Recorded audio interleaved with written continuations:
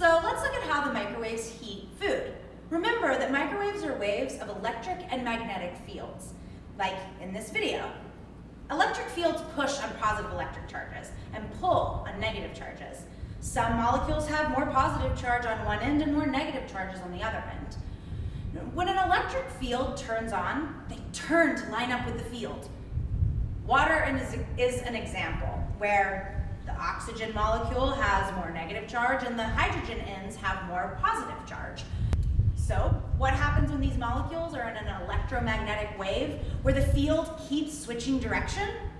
They turn one way and then they turn another way, rotating back and forth.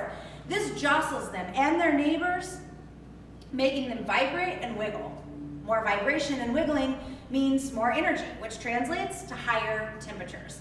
That's how energy from the electromagnetic microwave gets turned into thermal energy in water to heat our food. Let's use this to understand and predict what's going to happen to some things in the microwave oven. Ceramic and glass molecules don't have charged ends, so the microwave doesn't cause them to rotate.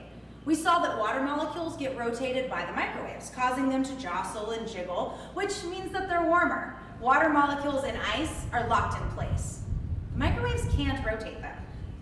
Now it's time for experiment 1. In just a moment, not yet, we're going to put 3 containers in the microwave oven. They can be mugs or glass. One will be empty, one will be partly full, and one will have ice in it.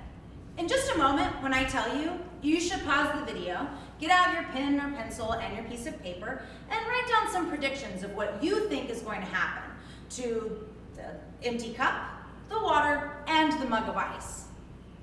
Okay, now pause your videos and let's make some predictions.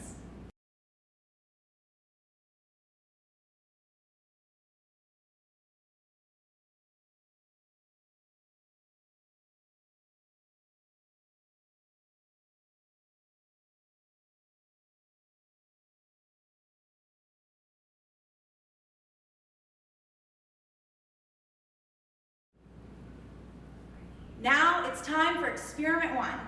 In a moment, you'll pause the video, put an empty mug or glass in the microwave oven, and put in a mug or glass partway filled with water. Finally, partway fill a mug or glass with ice from the freezer.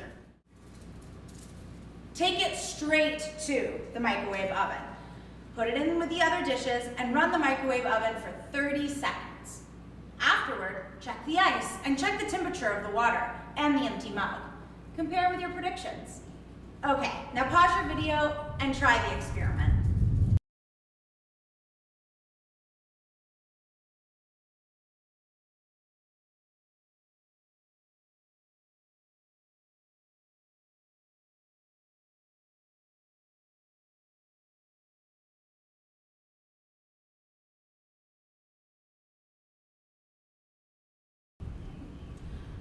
Well, how did your predictions compare with your observations?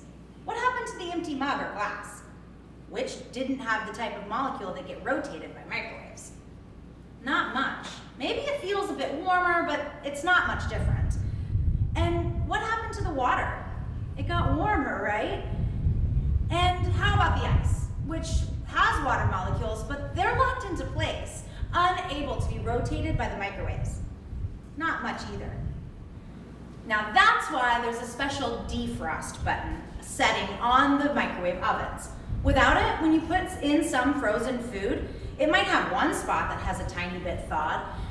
That spot would heat up a lot, but the rest of the food wouldn't. So you'd have food that was cooked or burnt in some spots and still frozen in others. Now the defrost setting takes it nice and slow.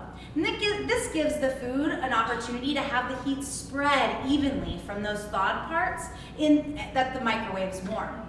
That thaws more parts, so they get warm too. And so on until everything is thawed and warmed nice and evenly all the way through. Much better for eating.